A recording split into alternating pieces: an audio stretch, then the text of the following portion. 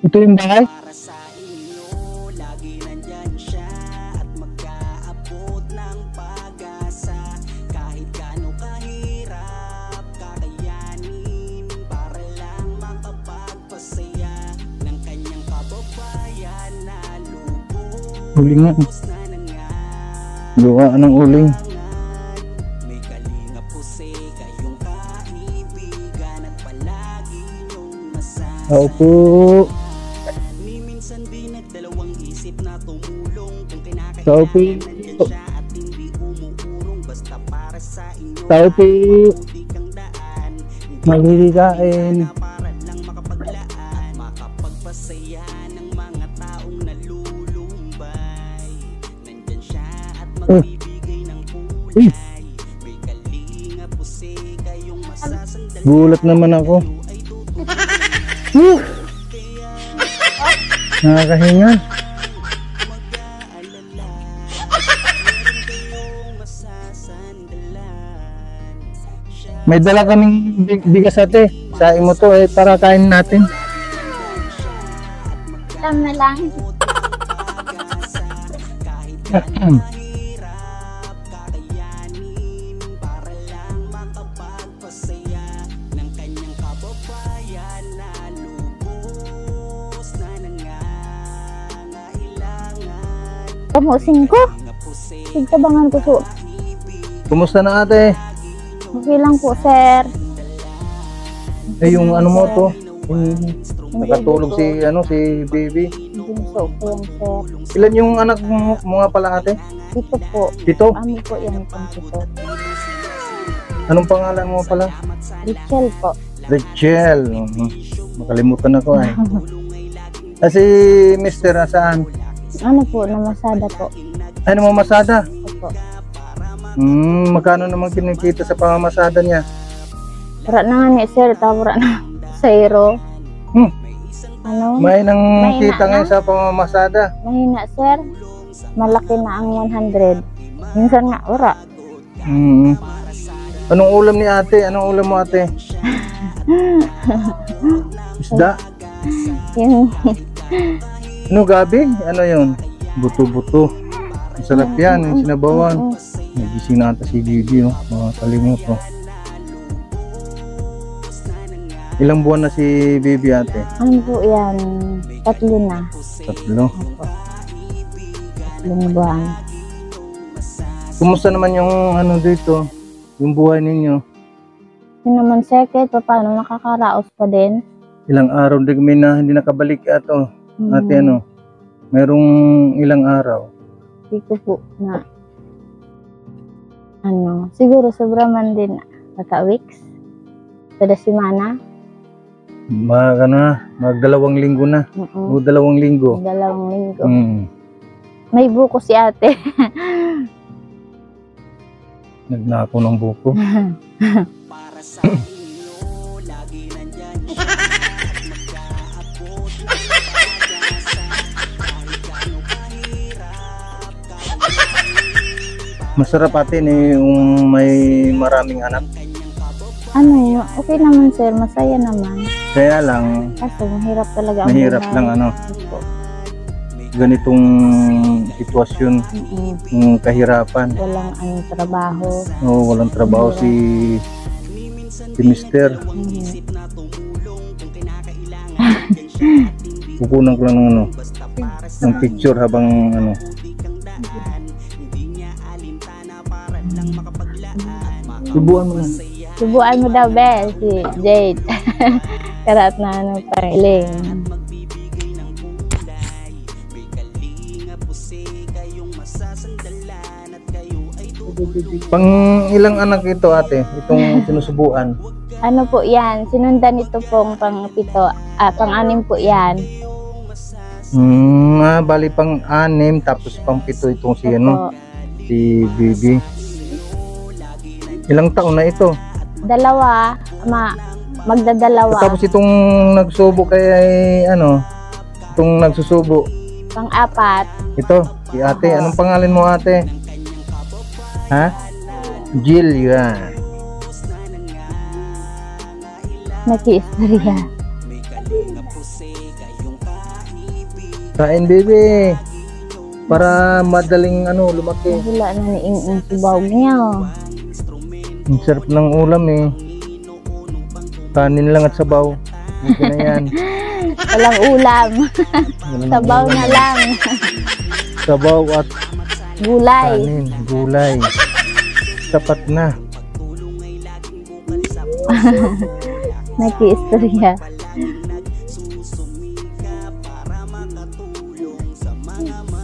Ayaw ng lumunok ni ate. Igawid siya. Hindi. Argansan boss pag Nahiya hindi si niya ate. nilala, nasupog yan. Bibi! Mata na! Mata na. Meron kang anak ate na malalaki na. Ayun po, yung panganay ko. Ay, yung panganay. Magsi-6. Yung nandoon na gano'n ng buko. Ano po ang pamakulaw. Yun ang panganay mo. Opo. Mhm. Yung sinundan, babae, pumasok. Nag-aral. Nag-intra. Sipag nag-aral. Oo. Yung pang-tatlo, lalaki din yun. Nagka-panic man sa niyog.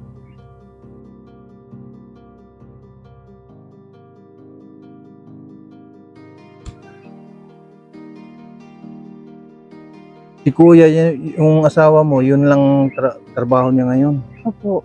Tapos ikaw na andito sa bahay nagbabantay sa mga anak. Nag-aasikaso. Oo.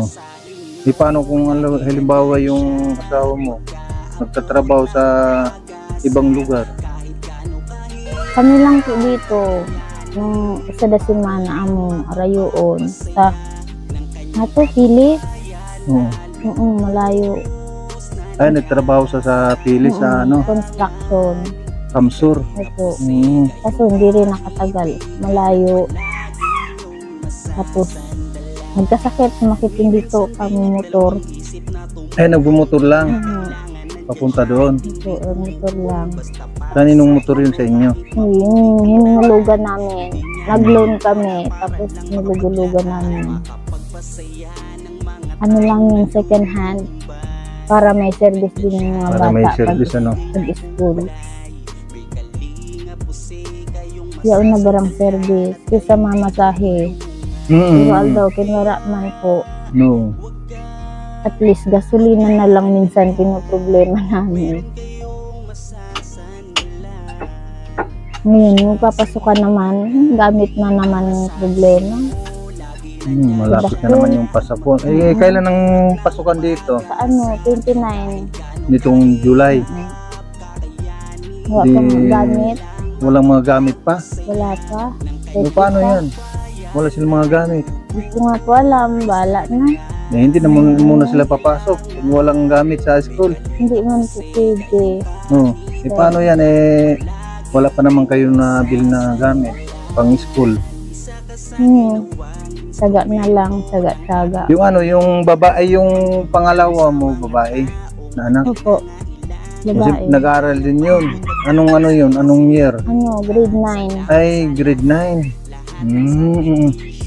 Siyempre kailangan yun ng uniform. Yung uniform, siguro yung luma na muna nila. Yung problema ko lang ngayon, yung mga gamit nila. Oo. Tsagaan lang muna sa sa dating sinusuot Opo. Kesa wala. Yung panganay mo nag-aaral din. Opo, grade 10. Ngayong pasukan. Oo. Sayang man kung hindi sila makakapasok dahil lang walang gamit. Didisponera na sana sir. Paano yan? Eh, wala pa namang mga gamit na mga yan. Utang-utang muna kung saan. Basta makapasok.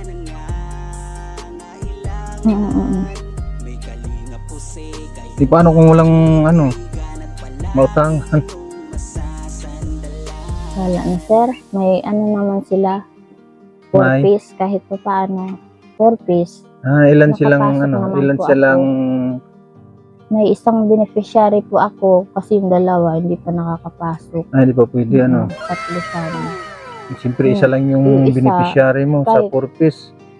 makakabili na din maski pa paano. Ano lang, kahit hindi sila makukumpleto, Kailan basta pa yun? meron lang madadala. O, Kailan ang payout ng Hindi pa. 4 piece? hindi ko pa din po alam. Ah, Hindi pa din sure.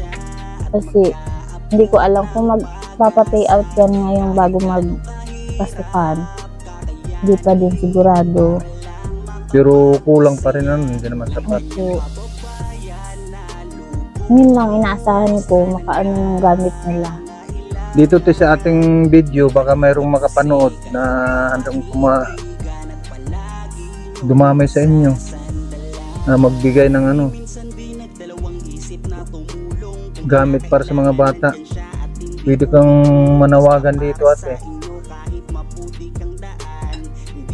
Ano po, yung sa mga may mabubuting loob po na handang tumulong, humihingi po sana ako ng tulong sa inyo para naman po matustusan yung pag-aaral ng mga anak ko. Kahit gamit lang po sa eskwela. Dito po kasi silang nag-aaral. Ang notebook ngayon, ang mahal na. Ano na? Sobrang 20 na? 25. Ang isa No. pa lang. Ilan yan sila? 5 pumapasok sa eskwela. Oo, yung dalawa hindi pa kasi Hindi pa ano po. pa naman. Po. 5 estudyante ang kailangan kung anuhan ng gamit. Wala pang bag. Luma-luma muna nila ang gagamitin. Bala na. Grabe ano. Dami nilang ano, mag-aaral ngayon. Lalo pag ano, halimbawa yung bunso at saka yung sinundan ng bunso ay pag nag-aaral na rin Opo. yan. Yung marami silang ano, Madami na. ito. Ito na. Pag sa siguro sunod na taon, 3, daycare naman yan, papasok na. Yung isa na lang matitira, hindi pa. Yung ano lang, yung bunso ano. Opo. Ilang taon bago mag-kinder? 3 pataas po. Ah, oo. Magdi-daycare na po. 3 taon lang mag-daycare na pala ano. Opo.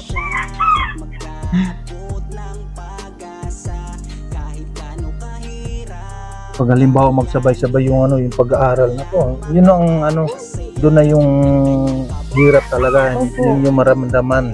Diyan kami nabaon-baon sir sa utang. Ang dami, No. ang dami namin sinuhulugan ngayon. Kasi kapit na lang din kami sa utang. Yung tinatawag nilang lending. Yung lending ano. Halimbawa makakuha ka ng pinaka minimum sa ano sa lending. Magkano yung nakukuha ninyo? Yung SEDP namin sir, yun yung kinuha namin ng hinulugan namin motor. Nasa 20,000.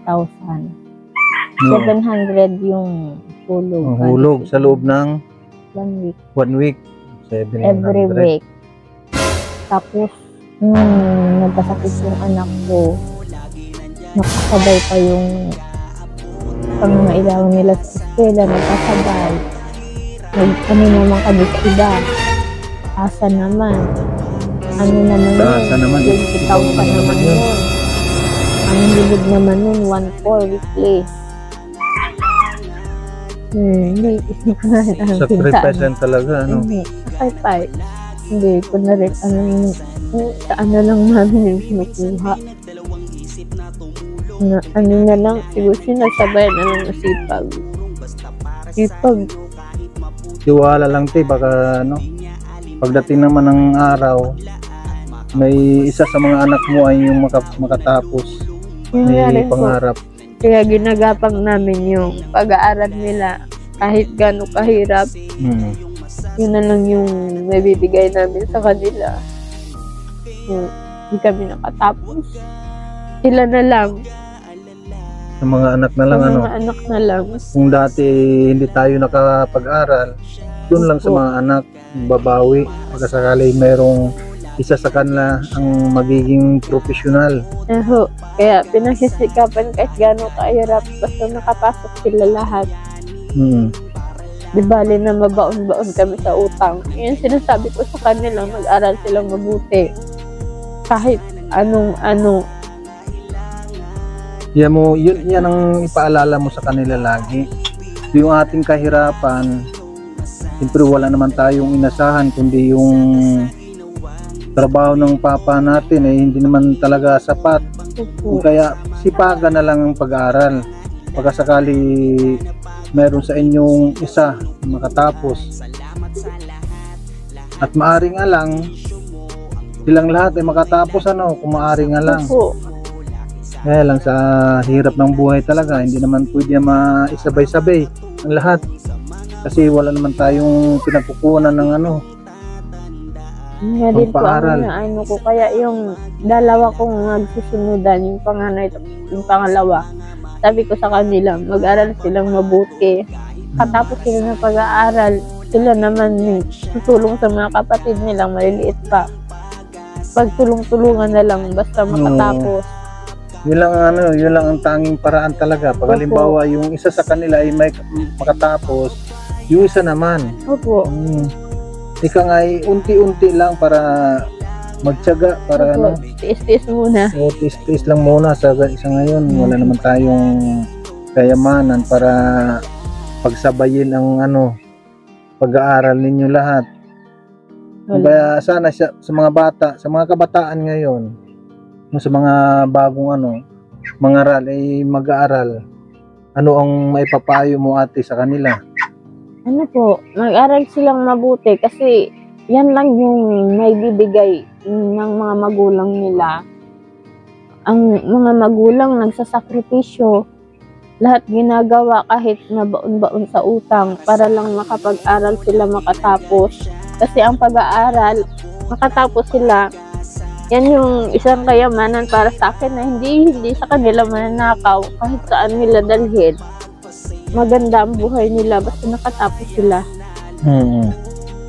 Yan lang ay yung ating gaya sa ating mga kababayan na mga OFW, marong mga anak na pinapaaral. Siyempre ang akala ng mga anak ay pinupulot yung pera sa ibang bansa. Mahirap ang buhay doon.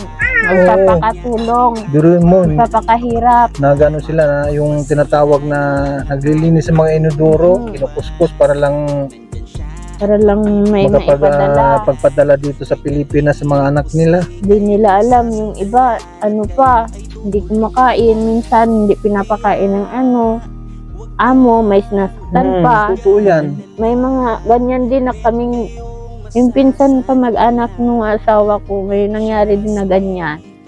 Kaya, ang ang pag-abroad, papakatulong, mahirap talaga. Lalo't malayo. OFW. Lalo't malayo sila. Umalis sa Pilipinas para makipagsapalaran sa ibang bansa. Pero paswertihan lang. Hindi naman lahat na nag-abroad ay magandang buhay. Opo, talaga. Swerte-swerte lang buhay. Siyempre, kapit din sa Diyos. Ano ang may papayo mo ate sa mga OFW natin, mga kababayan na nagsakripisyo sa ibang bansa para lang makapagpadala ng mga kailangan sa mga anak? Ano ang mapapayo mo sa kanila? Sa mga OFW po, lalo na sa mga nanay, syempre, yung karamihan, tatay, proud kasi talagang nagsisikap sila para sa pamilya nila kahit mapalayo sila. Naku, napakahirap mapalayo sa pamilya, naranasan ko din yun. Napakahirap, halos ang pagkain mo, ang pagtulog mo, yung iniisip mo sa pamilya mo. Kasi hindi mo alam kung anong nangyayari sa kanila doon. Kaya ang OFW, mga sila, mga bayani. Yan ang tinatawag na tunay na bayani ng mga OFW. Totoo yun. Mahirap kaya sa ibang lugar para lang makabigay ka sa pamilya mo pangangailangan. mahirap magsakripisyo. Tapos hindi mo pa alam kung anong aabutin mo doon. Ang gawin nila dapat talaga, mag-ipon. Mhm. Kaya lang ang naiipon nila, ano ang naiipon nila ate? Ate Rachel, Po. anong naiipon ng mga OFW ng mga kababayan natin? Ang Resibo. resibo. Yung Oo, tama yan. resibo. Ang naiipon nila ay resibo, remittance. Opo. Sa halip Marami. na ang ipunan nila ay pera, ay nangyari puro resibo ang naipon nila. Kaya babalik man sila sa ating bayan ng Pilipinas, ang dala-dala nila ay resibo. Oo. Oo. Resibo, kawawa naman. Totoo Yan yan. lang. Karamihan sa ating mga kababayan na mga nag-abroad, resibo ang kanilang laman ng dala-dala sa kanilang bag. Mhm. Grabing sakripisyo. Oo. Sakripisyo talaga yung mga nag-abroad. Ikaw ate, wala ka bang balak mag-abroad? Para nga po sir nakakaisip. Kaso maliliit pa yung mga Oo, bata. pero isipin mo muna yung mga bata, maliliit pa. Kawawa naman, walang mag-aasikaso. No, gaya niyan, Ano? meron ka pang Tiis-tiis muna sa yung hirap. bunso na hindi pa naglalakad. Opo. Pero pag ate, pag malaki-laki na siguro sila, makapag-isip ka na rin na mag-abroad Opo. Pero anong lugar ang guro ang pupuntahan mo? Anong lugar? Dati gusto ko sa England, tapos Paris. Oo. Pangarap ko yan dati. Marami nagluluto doon ng Paris, masarap. Paris. Pinapatawa ko lang mga kalinga pa si Ate Rachel kasi kaya na ko pa napapansin umiyak ay. Mababaw kasi hindwa. Sir, Oo. pag naisip ko yung tungkol sa pamilya ko. Oo. Sorry. Mababaw lang kasi ang luha ako. Maganda yun, yung yung England. Maganda yun, lalo na sa sa yung lugar ng Paris. Opo. Napapanood ko siya dati kasi Oo. maganda yung lugar. Hindi mo naisip ng mag-Japan. Oh, Japan anong tawag doon? Entertainment? Entertainer. Entertainer? Oo. Kung saan mapunta sir. Oo. Siyempre, marami naman pagpilian na lugar. Opo. Halimbawa, mag-abroad ka. Yung pang tuition ang problema ngayon, Opo. tuition fee? Tama ba? May bayad ata yun. Ano man tawag doon? Nakalimutan ko. Para pag nag-abroad ka, kailangan mo ng advance na na Payment sa agency. yung sa mga agency. Opo. Ay, meron pre. Pero ang alam ko niyan, yung iba, sa agency, No. libre na. Ay ate, bago natin makalimutan, meron tayong dalang bigas. Nanggaling kay kay Ate Inday TV. Thank you po, ma'am, sa bigas. Yan, ang pangalan niya ay Inday TV. Ma'am Inday Baby. Nandun sa nasa Amerika ngayon si Ate Inday TV. Matagal na po nating yan, sponsor. Maraming Mula nang salamat po. ako ay nasa YouTube. Yan. Nagpadala lagi ng ng pambili ng bigas para ipamigay sa mga kababayan dito natin na kailangan ng tulong. Yan, kagaya niyan, bigas. Yan, maraming salamat kay Ate Inday TV. Maraming salamat po, ma'am. Kaya binigay mo. Malaking tulong na rin yan. So paano ate? Hindi muna kaming magtatagal at mayroon pa kaming ibang pupuntahan. Opo, sir. Thank you po. Okay. Sige ate. Maraming salamat Okay. po. At ito, at naghatid po tayo ng bigas para kay Ate Richel. Kaya maraming salamat po kay Ate Inday PB at kay Ate Dol Dumundon, kay Kuya Bal Santos Matubang, Ate Idna Vlogs, Kalinga Prab. Po, maraming salamat po sa inyong lahat, sa inyong suporta sa ating mga kababayan. Maraming salamat po ang lahat ng inyong pagtulong sa ating kababayan na mga hikaos. Kaya maraming salamat po talaga. Ayun po. At maraming salamat po sa ating mga butihing mga sponsor or viewers, supporters sa Kalingap. Maraming salamat kay Ate Dol Dumundon, kay Ate Christopher Musilio, kay Ading Laura Indirakit Official, kay Ate Sally Lurk, kay Ate Lori D.E. Magalpok Vlogs, kay Ate Matit Gabarda Vlogs, at kay Ate Sabil Guli Pardo, kay Ate Susan Arthur, kay Ate Marie Tapia Vlogs, at kay Ate Marie Pinida ng Hong Kong, at sa lahat po ng mga nandito ngayon sa ating premiere. Maraming salamat po sa inyo, sa inyong panunood. Sa Team Kuruda, shoutout po kay Ate Ana Kuruda Mix Vlog, kay Daday Mix TV, kay Sara anak ni Kuruda. Ayan po, maraming salamat po kay Ate Bing Mix Bing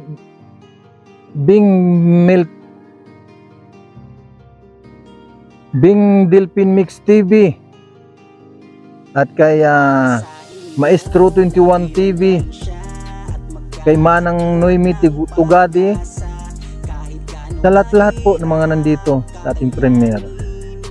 Maraming salamat po sa inyo. Kay Ate Vicky Asakawa, kay Ninang Jen Studio Band, ano po, maraming salamat po. Kay Ate Christy, maraming salamat po sa inyo, at mabuhay ka hanggat gusto mo. Sa lahat ng mga sponsor po natin, mabuhay kayo hanggat gusto mo, gusto ninyo. Ayan po, maraming salamat po sa ating lahat, sa mga nakapanood nito. Maraming salamat po sa inyo. At sa mga landing pad, mga Kalingap, suportan po natin sa landing pad ng Gumaka sa pamumuno ni Ambassador J. Murillo Vlogs at ang kanyang deputy Kalingap Lydia. At sa mga supporter po, mga kasama natin, Billionis Miss Vlog, Mara 77, at Jubal, Kalingap Jubal. Ano po, maraming salamat po sa inyo. Sa landing pad ng Davao, suportan po natin Ambassador Kalingap Mick at ang kanyang deputy Kalingap Agnes. Ano po, sa parting Kasarman Samar, suportan po natin, mga Kalingap, Dewey the Great, ang Team Waraynon, at sa kanyang mga deputy Buy Tabang, Ate Idna Kundur, at kay Yansky TV, BB Mix Vlog, Biyahing King. Ayun po, at maraming iba pa. Suportan po natin ang Team Waraynon. Sa parting India naman po, mga Kalingap, support po natin Kalingap Neko, ang ambasador ng India. At siyempre sa Dunsol Susugon, ano po, suportahan po natin ang ambasador ng Dunsol Susugon, Alan Nades, Kalinga Pose, at ang ating Deputy Kalingap Tatay Papsi at ang ating kasamahan Kalingap Fur TV, The Stroke Hunter. Bye-bye, God bless, mabuhay ang Team Kalingap. Bye-bye.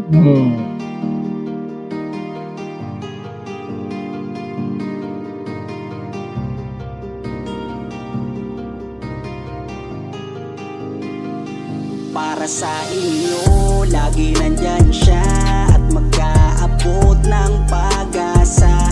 Kahit gaano kahirap, kakayanin para lang makapagpasaya ng kanyang kababayan na lubos na nangangailangan.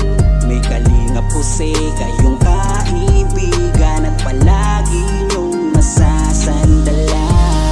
Minsan di nagdalawang isip na tumulong, kung kinakailangan nandyan siya at hindi umuurong. Basta para sa inyo kahit maputi kang daan, hindi niya alintana para lang makapaglaan at makapagpasaya ng mga taong nalulumbay. Nandyan siya at magbibigay ng kulay. May Kalingap Jose, kayong masasandalan.